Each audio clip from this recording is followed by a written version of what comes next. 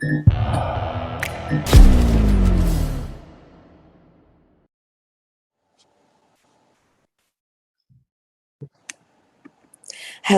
and welcome to Get Schooled. Today is the first time I have ever got to interview anybody in Miami, and I have Manny right over here. Manny, go ahead and introduce yourself. Tell my audience who you are, how you first came into stand-up comedian, and so we can get to know you. My first Miami comic on Sunday Funday. Well, first of all, Marcela, thanks for having me on your very cool podcast. Great idea, by the way. My name is Manny Garavito. I run MiamiComedy.com. I am also a virtual comedy coach, helping people get in touch with their sense of humor. I've been doing comedy for about 13 years now. In 2023, I've been growing the comedy scene here locally, and it's a great staple on seeing what stand-up comedy and comedy in general is all about in the Magic City. Nice, nice. So you've been around for over 13 years. Doing And comedy oh, 13 years. Yes, I've been okay. Miami comedy's been going on since 2014. Uh-huh. All right. So have you done any tours and how did you first get into comedy? Like, were you young? Did you have anybody you admired? Yeah, I admired there was a golden age of New York comedy happening in the early 2000s, maybe mid 2000s. You can see a sample of those comedians in the show Tough Crowd with Colin Quinn, which is in Comedy Central during that time. When I was very young, I loved that show, even when I was a young adult, 13, 14 years old. And I just loved the way they had chemistry and the things they made fun of off the cuff. And it was more like a personality show where you get to see these amazing people. And now they're all successful in their own way. And it inspired me to kind of get in touch with my own sense of humor and bring it to some sort of light. And when I realized that there wasn't a scene in Miami when I started in 2009, I took it upon myself to grow one and cultivate one to what it is now. Where are the clubs in Miami? I did live down there for a brief uh around 2005 to 2007. I grew up in Florida in Tampa. I'm very familiar. I have a lot of family in Miami as well. Where are the main comedy clubs in Miami for people to go to? Because I personally don't really didn't really knew that Miami had a comedy scene and all that. Where are the most popular happening spots? Well, we really only have one legit comedy Hmm. club, which is the Miami Improv. When I started, we also had the Miami Improv, but it was in Coconut Grove. It was on the second floor. It was the first place I ever did stand-up comedy. I should have done a bar show instead, but I decided to do the Bringer open mic show, and I bombed in front of 300 people. Fast forward 13 years since then, the Miami Improv reopened the doors, I believe, in 2018, 2019, I forget, over in City Place in Doral, which is a thriving area here in Miami.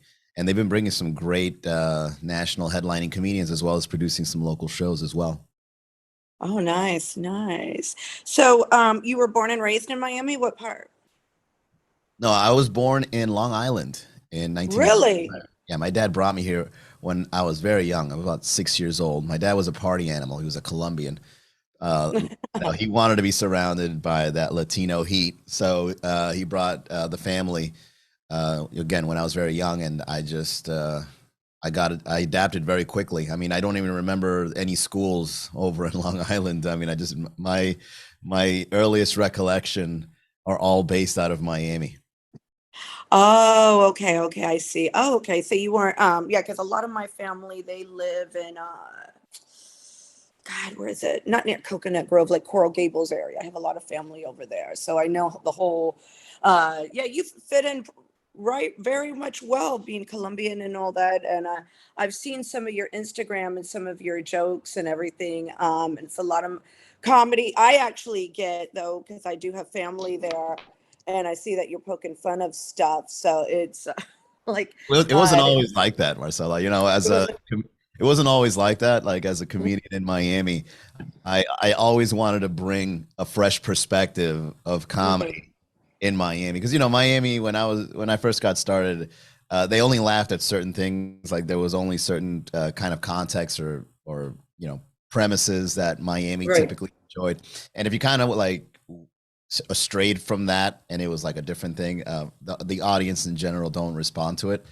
So in the beginning, it was just me trying to figure out my comedy voice and trying to be different.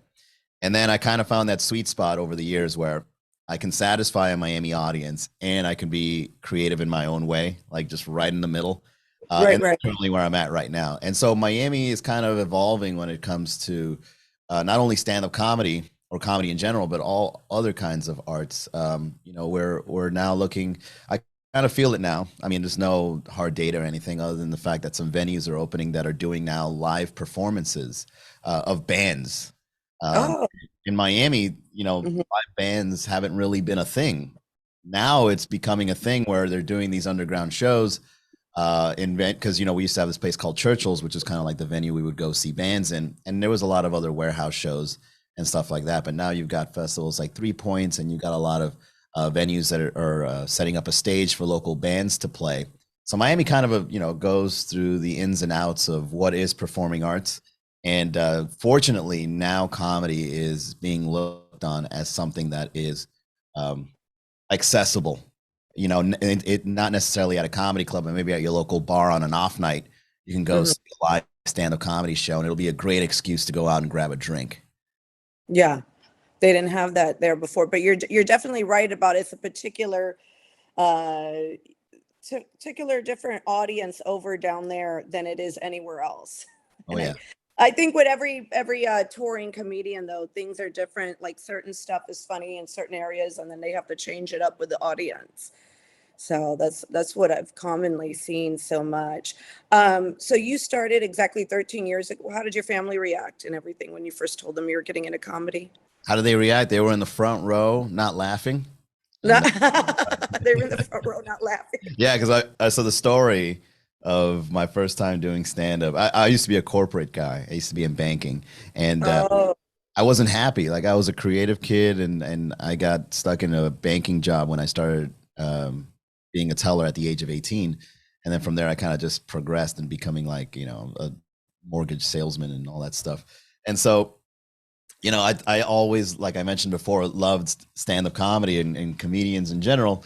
And so I was like, you know what, I'm just gonna go sign up at an open mic and just see what happens. And so when I found out about the Improv doing this bringer show, I brought you have to bring 10 people. So it was my family, their friends, my ex-girlfriend, her friends, and they just so happened to sit them in the front row out of like 200, 300 seats in the oh, that's auditorium. nerve-wracking.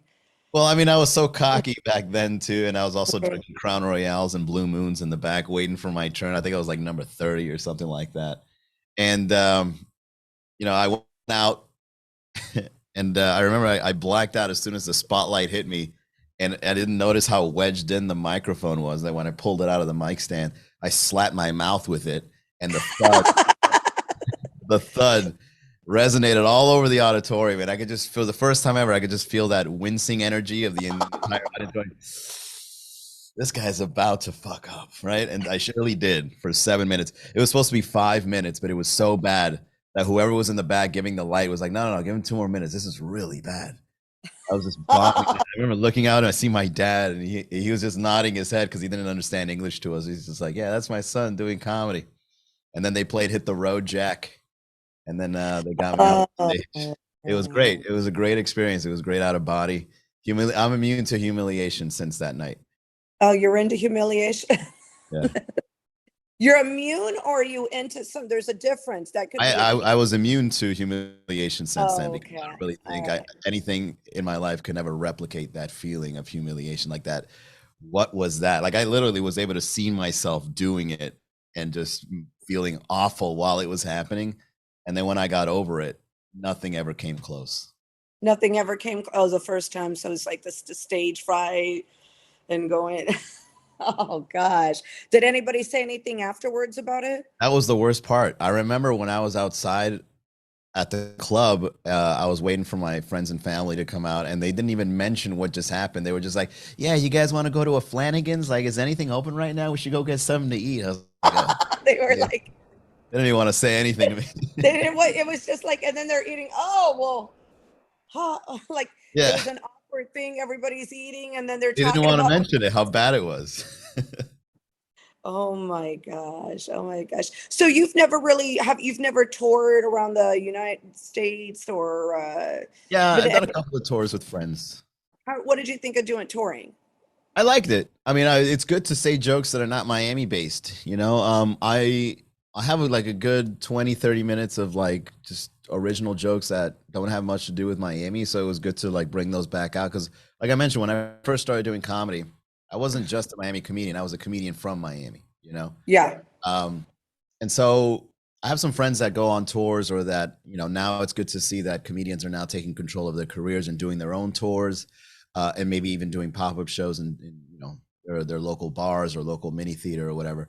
And you know, the recent tour that I've been with was with a troupe called the Hilarious Colombian Americans, and it was Hmm. with Oscar and Alex Caravaggio and Pedro. Shout out to them if they're listening. So we were going on tour. We went to places like Philly and Boston and a bunch of clubs in New York. And it was my first, you know, full fledged tour with these guys, and it was a lot of fun. And it was great, bringing in some Colombian jokes and talking about their city. You know, trashing their city is also fun. I love trashing other cities because I'm sure they do the same to Miami. So it was a lot of fun touring. But Right. the main the main way that I remain as a comedian is just creating content online, going up on stage and working out with my fellow comedians here locally, and just trying to figure out how that creative flow works out and where material comes from. So that's what I'm enjoying the most about being a comedian in the modern world, in the modern stand-up comedy world. Right. And Miami has changed quite a bit, especially Yeah, since comedy in they, general. oh my, I can't even recognize it anymore. And that and Fort Lauderdale. Like, what the hell happened down there? Like, Yeah, you know, that's a great point. Fort Lauderdale used to be a better scene. I mean, I'm not saying it's a bad scene either, but like I remember when I used to drive because, like I said, Miami, since there was no scene back then, I would have to drive hours to get my 5 minutes of stage time. And it's usually in like really rundown places. And I remember Fort Lauderdale had a lot of options. I'm sure it still does. Like a couple of friends of mine, Drew Illa, for example, runs a great show in that area. But you know, now I just stay primarily in Miami because we're like at about we can almost go up twice a night now in the city. oh, that's cool. That's cool. But no, overall, like Miami, like it's some of my family, what's crazy, I live in well, I live in Brooklyn, I live in New York, and a lot of my family down in Florida, including Miami, they're paying more money in rent, bills, and everything else than I'm paying. And I'm in New York. Like Yeah, yeah. that Miami's is changing very quickly. how where's this money coming from in Miami? I'm just so curious. Like Oh, what's it's a, going I would guess it's a combination of old money, right? on? People Uh-huh. were there for a while and that established themselves, and then when they have you know, the next generation, they're sustained by that. And there's also new money where, you know, people listen to the hip hop music and then or they watch a movie and then just like, oh, Miami's where it's at, so it becomes branded that way. And you know what, Miami is thriving nonetheless, even though the housing is really bad here. I mean, this Yeah. year alone, I've seen so many skyscrapers, you know, getting built and neighborhoods are being gentrified. You know, not saying that's a good or bad thing, but you know, Right, that's how right, the yeah. economy works or whatever. And Yeah, there's just that's so much going on. We got a new train line. I mean, you guys over there in New York, you know, you get on a subway, you can go anywhere.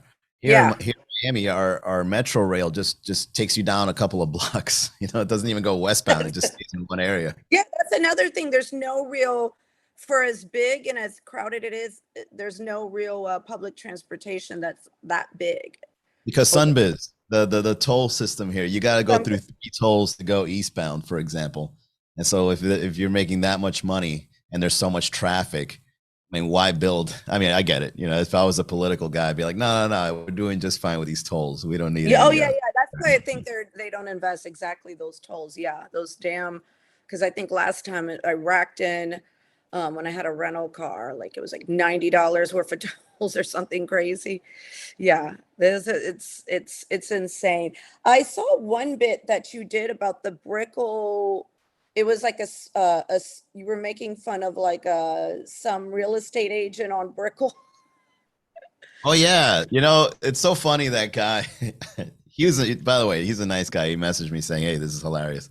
So you know, there's no like you know, qualms there. But Uh-huh. this guy, this guy, when they sent me this, so a friend of mine sent me that video. And by the way, for those that don't know about this video, so there's a video that I wouldn't say went viral, but it was well known in Miami, and it was about a realtor, and he's on a high rise, and it's kind of like a music video, and the chorus kind of goes something, that brickle life, everything downstairs.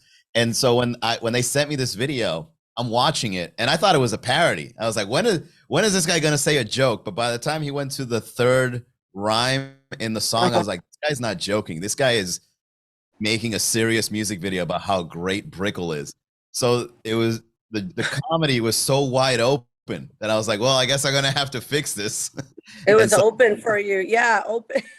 And so I just did the split screen thing, and then yeah, it was a hit. Everybody loved it. Let me pull up. Let me see if I can get this video real quick, because I thought it was good, because that's kind of how I feel. Because sometimes I feel like in Miami, people are they're unrealistic. Hold on, expectations, realities. Here we go. The Brickle life. Oh, you and the rain, the rent and homeowners association. HOA fees, or as I call it, Yeah. hustle on apartment fee. The price of drinks and pizza. Yeah, that's it. The food.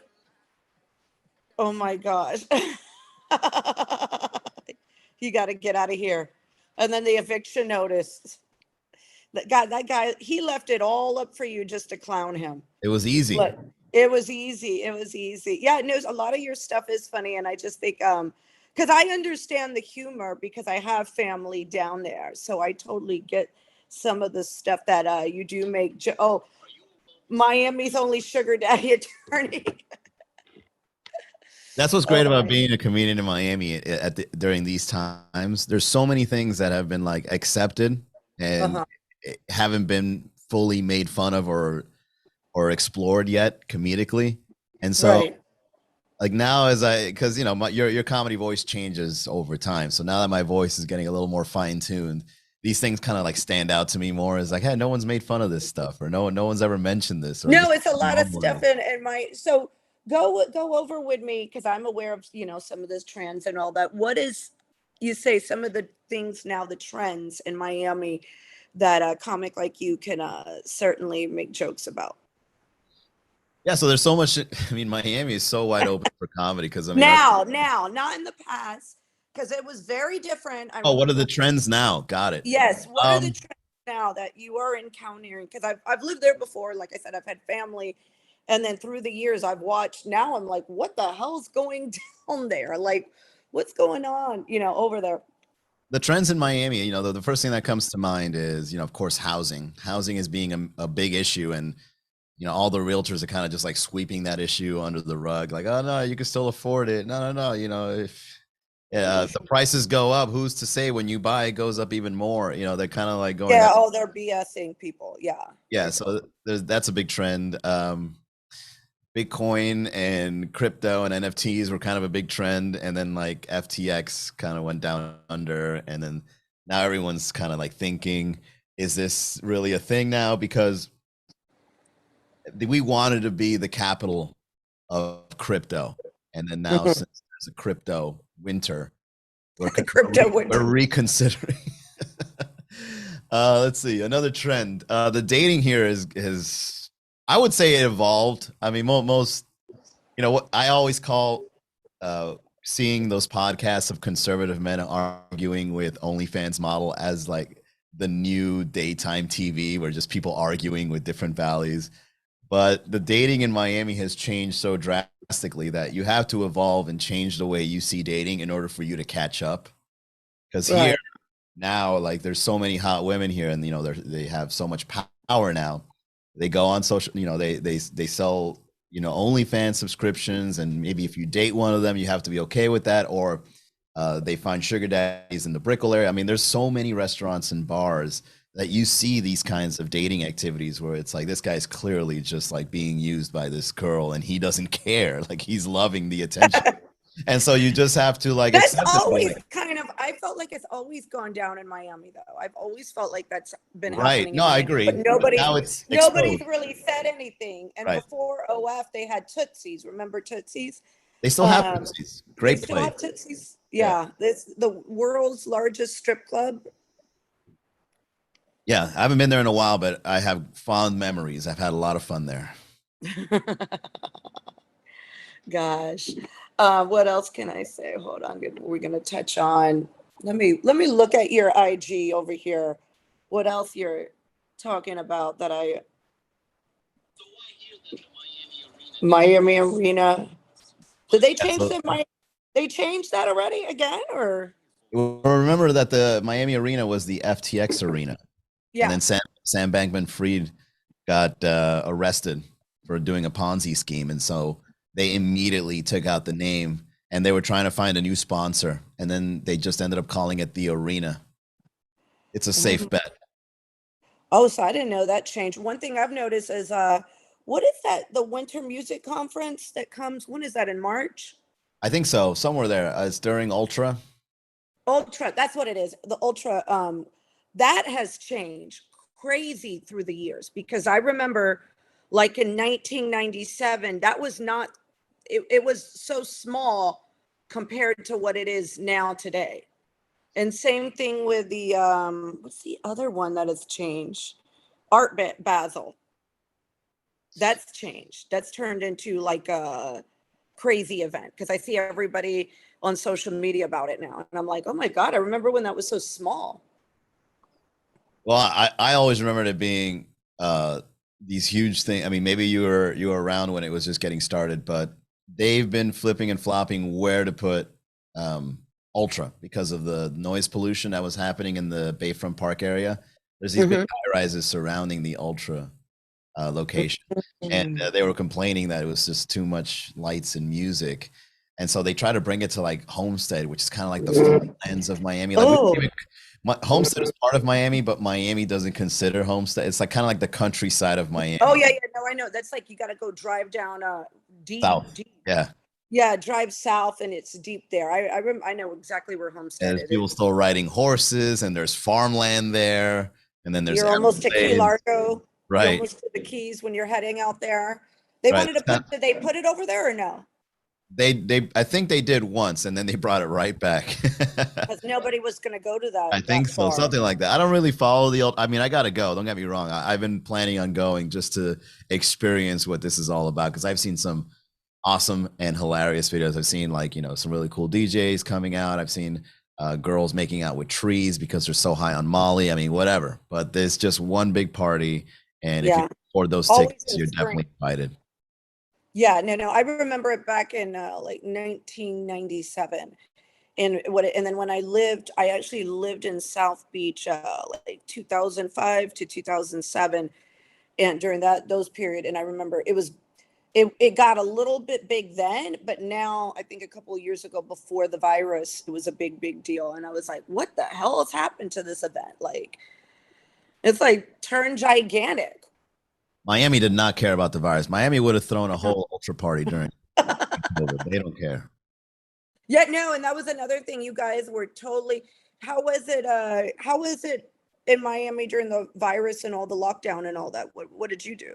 So what I did personally was I stayed in. I mean, I try to like get accustomed to working with stuff online and projects and stuff. But I also heard, and I've experienced it a little bit, that Miami was kind of doing these underground speakeasies, kind of like in the 1920s, Mm-hmm. where they would open certain bars or areas in the back, and then they would do things. All right, so for example, like I remember one time I went to a speakeasy and it was a salsa club.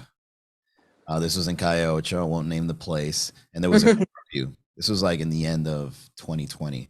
There was a Hmm. curfew in place at midnight, and they could only allow a certain amount of people in. However, there was salsa dancing because Miami hears whatever they want. Right. The Latinos like Miami, so you need to practice social distancing. We're like salsa dancing. Got it. All right. We go, I go to this place, and there's a certain amount of people there. And then midnight comes around, and the DJ goes, "All right, guys, it's currently midnight. We have to close this place. Thank you all for coming." And then like five people would leave, and then they would lock the door. And then the DJ goes, "All right, guys, now that those guys are gone, let's keep this party going." And they just brought the music right back up, and people kept dancing. Oh my God. Yeah, so that's I heard a lot of that was going on during the whole pandemic. Now tell me more about miamicomedy.com because I see the little logo in the back. Tell us about that. And I see because you have two IGs. Did you start that during the pandemic or what is exactly to explain it to me and my So audience? the first Instagram channel, the main one at Miami Comedy, I kind of had to understand how social media worked. I was like everyone else, really. I wasn't like a guru or like trying to, hack my way with bots or anything like that. I started social media the same way most people start social media. How are people blowing up on this thing? And I just did everything to kind of figure out the formula. I wrote memes and Twitter updates and try to take photos and maybe take a photo of the event. And like I mentioned before, you find that sweet spot of what you're able to create and what your audience wants. So I grew that over time, and now that Reels and TikToks and all that have been popular, I've been able to figure out like a nice little creative flow on how to make that work. And then the website itself is kind of like the events calendar Mhm. of what shows you can find and the shows that we produce in different bars. And it's become this really cool website because we're number one on Google results. Because when I was a starving artist trying to grow this website, I would blog every day and I would podcast and I would put up photos.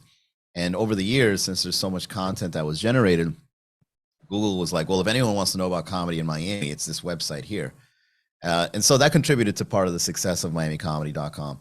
The the podcast, I did a podcast regularly before the pandemic where I would just record and post probably Mhm. like once a week or something like that. But it wasn't anything special. It was just me like, all right, guys, the next show is going to be so and so date at this time at this place.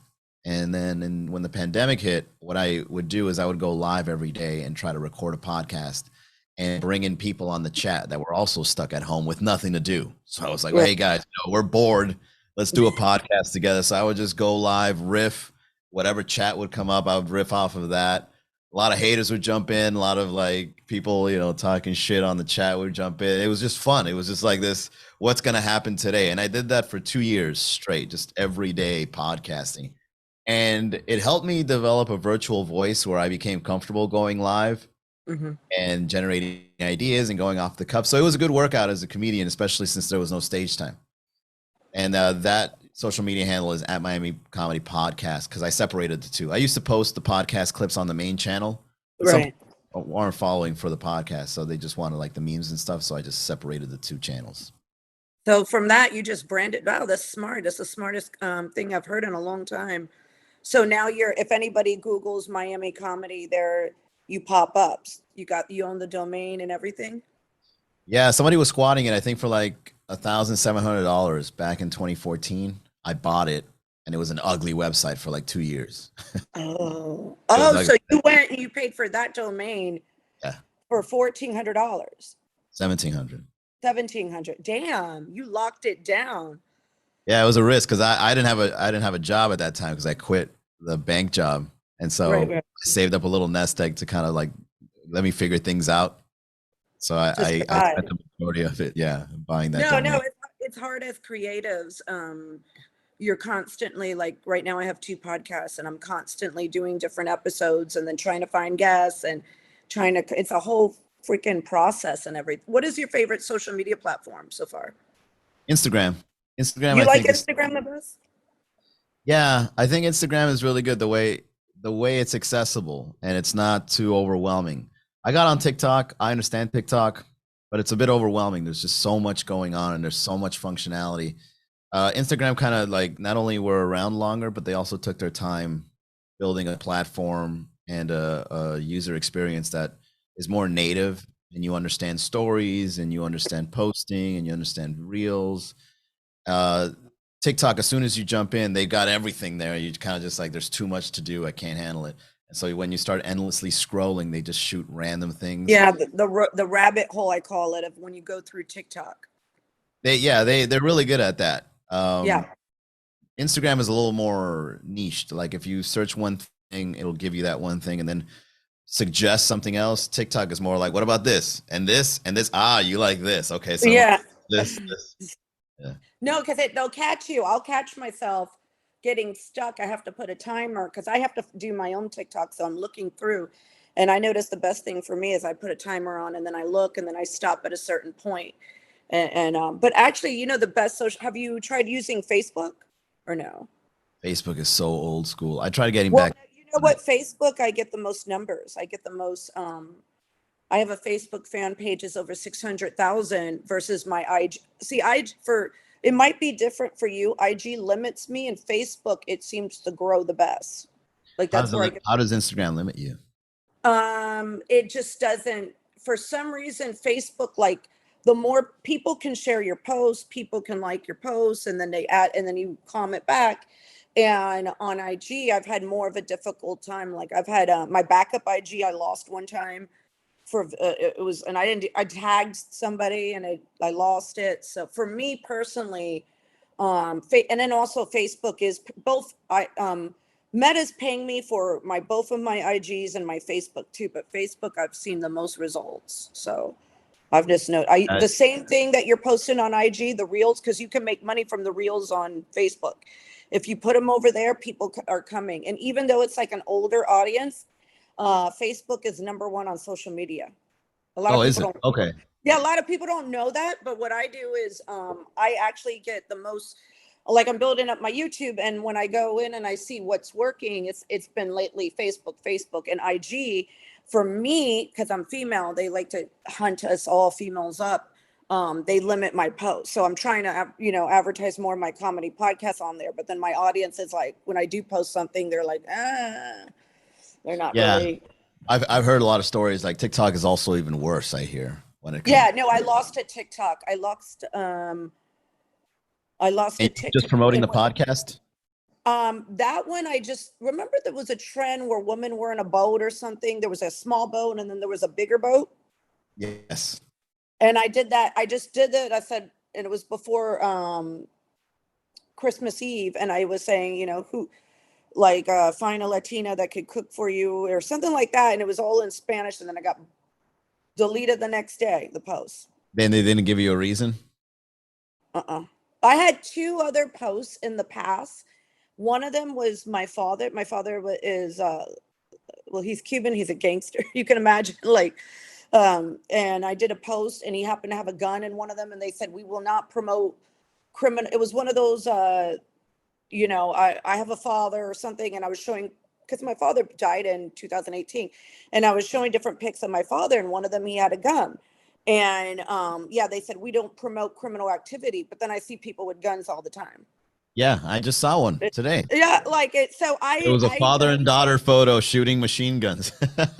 really. Well, Yeah. they with me, and it wasn't like it was a picture of me or whatever. It was a picture of my father, like from the 80s or 90s, and he had a gun with him, and then I got deleted. And so I was like, and then recently I got deleted at 53, and somebody offered for me to buy it back. And I when I look, I'm always looking where stuff comes from, where my traffic, and I notice the TikTok never pushes me out like they do. It's a very weird, very, very weird site, like platform compared to, but my best luck I have is, Facebook, then IG. So Yeah, I hear that it's random how the algorithm works. If it even is an algorithm, because I sometimes wonder if it's somebody that's like assigned a certain amount of accounts and they have to supervise their behavior. And if it's something that they don't like, they'll be like, hey, there's a gun in this one in particular. I don't like that. Let's delete well, it. I was in Tampa for the holidays, and I was posting in Tampa, and I was getting tons and tons of views. But here in New York, and this is just a theory that I was thinking about. I'm like, well, New York is more highly populated. Maybe Tampa, there's less people, because it does go by TikTok. It kind of does go by like who's around you. Yeah, but so it was very weird. In Tampa, I was getting like a lot of views, and then the next thing you know, because it was right before the holidays. Because there's nothing going on in Tampa.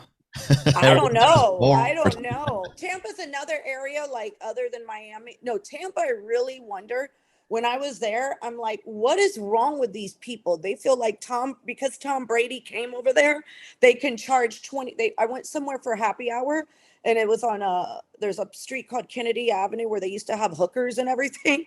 And it was happy hour, and the drink was $15. Mind you, I live in New York, and on Millionaires Row on the 57th Street, I can go to happy hour and there's $5 drinks. And I get the drink and I tell the bartender, what's going on? That this is not happy hour prices. $15 is not. I live in New York. Like, what's going on? She goes, Tom Brady is with the Bucks now. She tells me that. And I was like, the hookers were right across the street. Like, what the hell?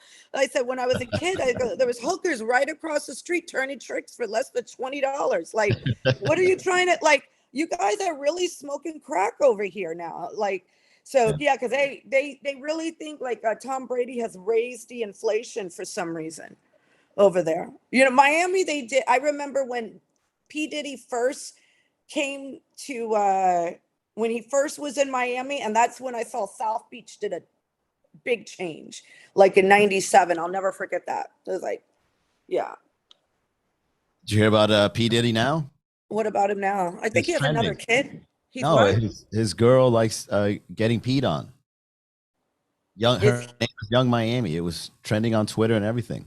And so the hashtag that blew up the story was PEE Diddy. Oh my God. I love stories like that. It's so funny. It's great. Oh, The it's best comedian right now is the internet. Just a yes. collection of people on the internet are the best comedians. Oh, I know. I know some of the memes. Who's your favorite comedian? The internet.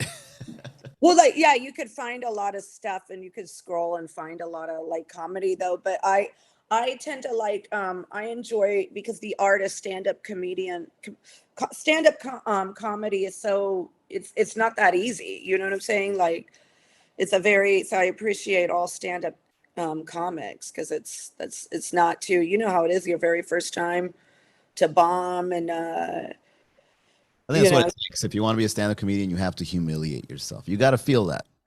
You got you to, got to feel some yeah, humiliation. you got to really make yourself look, feel, and be seen as nothing but shit. And then once you reach the lowest of the low in your reputation, all you could do is just rise up from there.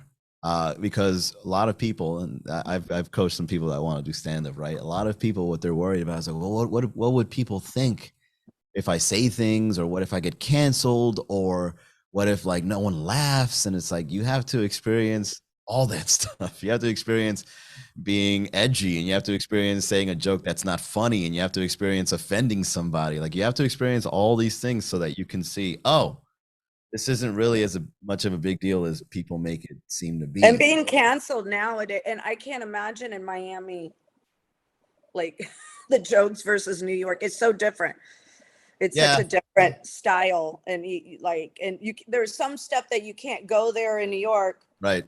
and very opposite of Miami.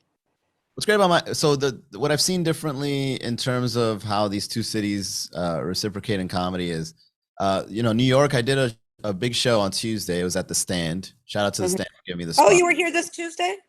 No, this is a while ago. This was Oh, about a like while last ago. year. Okay. Yeah, I did the Stand, and it was an awesome show. And it was a Tuesday. It was the main show. I think it was like 8 or 9 o'clock slot, and then some great comedians were there, and I was the host. And they sent me a message like, "Hey, why don't you come host?" And I took a flight to New York just to host on a Tuesday. I mean, why not? It would take a little mini vacay and hang out over there.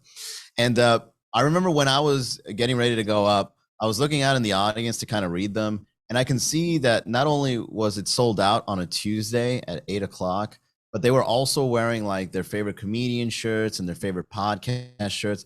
And these guys are like big comedy fans. Like I'm pretty sure these are the kinds of people that when they wake up making breakfast, they put on some sort of comedy podcast from their favorite comedian or whatever, right? Like these are dedicated fans. However, I also noticed that there's some things that you can't talk about, like you mentioned, like there's a certain boundary that you can't really cross there because people are a little more on edge, and they've Yeah. heard it all kind of when it comes to comedy. In Miami, it's either you're lit or you're not. You're Okay. lit. You got to go up there as a rock star and you got to say funny shit. Right. And one of the best ways to do that is, so New York would appreciate a well written joke. Miami appreciates when you make it about them, but it's a well written. But like you gotta go through the back door and show them a well written joke that's not relayed as a joke that you wrote. It's almost like, what's up with this guy? Why are you wearing that around your wife? Did you think that was a good thing, bro? Let me tell you guys something about married people. They always dress like they're home, like whatever. And then you go that route, and then you put in something that you wrote, but it's bounced off something that's relevant or something that's happening around you. That you have to like sneak it in that way. I believe in crowds like Miami. New York, they take it all in. It's like, I'd love to hear your jokes. What are your jokes, right? And then you just say joke one, joke two. All right, they love it. I mean, of course, I'm just, one person experiencing comedy. No, But this I is, could see that with Miami though. They do want it to be about themselves and every yeah, you got to be lit. You got to go up there like a rock star. Like, hey guys, I'm like a make rock y'all star. laugh. In New York, it's like, oh man, I've seen some shit. You ready to hear it? Yes, tell us. Yeah, no, it's very, and they are over here. We are more dedicated, and you're right about that. They are like I'm one of those ones that turns on a podcast. Well, on my downtime, turns on a podcast of a comedian that I want to hear, to Yeah. opposed to In yeah. Miami, I don't even think we tune into podcasts. We just listen to the reels, the 30-second clip. Oh, yeah. No, here we do get dedicated. There's some comedians that I can attach to that. So What are some of so your favorite podcasts? um actually, hold on. I have to look through all of my YouTube that I've been listening to. A good friend of mine has one. Hold on, I'm gonna something do drugs. Hold on, where's let me look for her real quick. Because it's something about doing drugs. Where's she at? There It's a she is. podcast about doing drugs. Yeah, how to do drugs. Aaliyah Janine. Yes. Yeah. That sounds awesome. Okay. See, it's very good. She's been on my show quite a bit. She's one of my favorite ones, so I always listen to her. And yeah, so she's somebody that I always listen to. And I do listen to a lot of true crime. I'm right now heavy into that Iowa murder at the moment. That it's just been sucking up my day and time. But yeah, how to do drugs is one that I enjoy, and then I do listen to a couple other ones. So that's me. Podcasts are fun because it puts you in conversations that you wish you could have where you live, right? Yeah, no, exactly. It does. And then if you relate with that's why sometimes I'll have a guest on again because I have to still feel the energy with that person. And the second time I have a guest on, it seems to be better because then we kind of know it's sort of like having sex. You know what I'm saying? Like, You got to feel the vibe out before I I gotta dedicate feel the another vibe, 15 minutes. feel the vibe, gotta know the positions, which position they're good at, what position they're bad at. Same thing with interviewing comics. It's like I gotta have them on again. Okay, I knew they were good at this position. I know I gotta bend them over instead. You know, like same thing, same shit, different smell. You know what I'm saying? Because I get sometimes it. it's been awkward. I'll be honest though, but I do like interviewing. I interviewed one viral person. I won't say their name because I won't give them the credit because they suck. And I said never again because their head was like inflated, Did and you I'm say like, that on the podcast? no, I'm You should saying have. it. You're like, wow, thanks I for being on it, but never again. Oh yeah, I'm not gonna. Well, no, I've done that. Like when I've had guests and I've been like, oh okay, I'm not gonna promote their shit. People are now gonna come back at me, but no, like this one viral person, they were like, I'm big in New York, and I'm like, there's other cities besides New York. Like, yeah, it doesn't really phase me. You know what I'm saying? I've lived in LA, I've lived in New York, I've lived in Vegas, I've lived in Miami. I'm old as shit, like that don't phase me, oh, a lot of clubs know me. And I'm like, okay, well, good. Now comedy clubs don't know you. That's where I go. I don't go to regular nightclubs. Like, you know what I mean? I have Yeah. to let them put them, I mean, I deal with it too. I mean, comedy yeah, put them in their attracts. place. Like, yeah, like it's so I've noticed that with stand-up comedians, I think because it's an art form, they're better behave and it takes time. But those people that go viral for just a second, they're cocky as shit. I can't Yeah, stand. and they don't understand. I mean, not to trash talk influencers or people killing it on social media. I mean, I get it, but Yeah, I've been doing marketing for a while before the whole sensationalism of influencers started happening. I think the numbers that you see on a social media account, they can seem impressive and they can make a good living off of it, but it's not the end all of what marketing is. Right. Like you have a really big following from, some of the videos that you've made, but how good of a relationship do you have with that audience, right? So as soon as you put out a t-shirt, does your audience even buy one to help you out, or is it just like, do that joke again? There's some people that you can't do any other kind of joke than that one kind of joke, like a template, right? And if they ever Yeah. stray from that template, they start losing the audience because it's like, we only know you as this person. You can't do anything else kind of a position as an influencer. Well, you Yeah. can't experiment. You can't do anything different. You're branded as such, and it's almost like a blessing and a curse.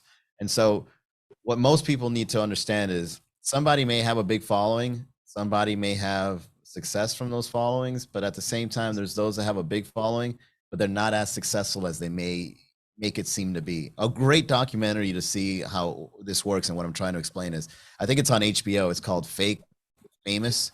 It exposes just. Oh, You've yes, seen yes. that?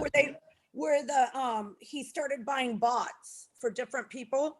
Right. And then they started living the influencer lifestyle, and then the followers then surpassed the bots themselves because it was all fake from the beginning. Yes, I saw that. I saw that. Yeah, yeah. No, it's I kind of hit because I'm on an IG and I first started off like as an IG model, and there was an app called Clubhouse and I loved it. I like Clubhouse, yeah. I like Clubhouse too because um you, instead of like, you see the pretty pictures, but then when you meet the people in person, you're like, oh my God, they got no personality. You know what I'm saying? But Yeah. on Clubhouse, you talk to the people, you get a vibe of them, and then you're like, oh, they're cool, and you kind of, I like Clubhouse. I enjoyed it, but I don't have a lot of time to do Clubhouse anymore. I think that's when everything was shut down here. Everybody was on Clubhouse.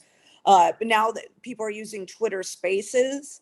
But yeah, Clubhouse I really like because for me, it's all with the vibe. If somebody's got, I've met people that have big social medias and they have like I can't deal with. I'm like, get them out of here.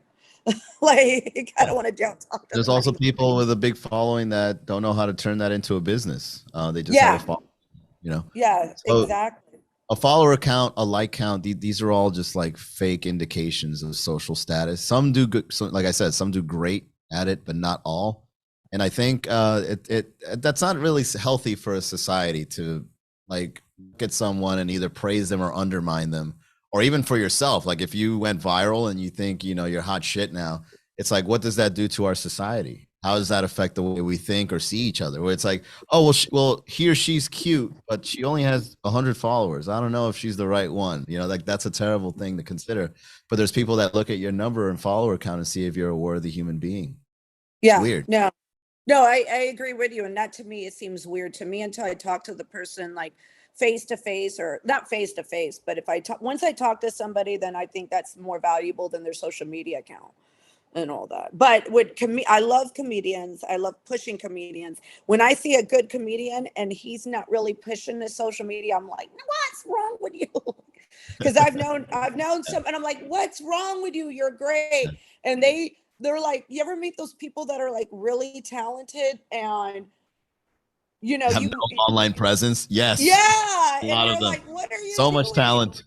Yeah, like, I want to stalk you. I want to go to every show. Like, I've told friends of mine, I'm like, can you just pin your schedule on the front of your, all comedians should do this. They should pin their schedule. Now that you got pins on IGs, like either on the front of their Twitter or on the front of their IG, so people like me can go in and plan our days, or, oh, you're appearing this time, we can go see you, opposed to like us having to go to your website. Figure it out. You fuss with third Yeah. party And then we're like, then I'm ticket like, channel. I'm staring and I'm like, is this any, you know, you know what I mean? Like, And then you end up buying tickets from like a fake website to see the. yeah, like, just do it. Pin, use that pin button. It's everybody use that pin button. So that way, if we like you and it's a Wednesday and you happen to be here, we will follow you. We don't want to You know what I'm saying? Because I wanted to do that with one of my friends that's a comedian, and then I couldn't find where they were. Like, and then I'm like, damn, I can't even surprise them and go to the show. Yeah, so it's a weird world we're living in where some people are really good at faking a life online and some that are really talented, but they don't know how to do it either. So it's kind of like they're Yeah, stuck. yeah, it's I've a seen it. very weird. Yeah, the people with like no talent have all this social media, and the people with like that have the talent don't know. I feel like they're too creative. You know what I mean? Yeah, They have no. some of some of my favorite comedians that I grew up with before social media was this big, uh, they're not good at social media. I mean, they'll post their dates or whatever, but when you see them on stage, they're just so like naturally hilarious, and they're kind of like these unknown geniuses.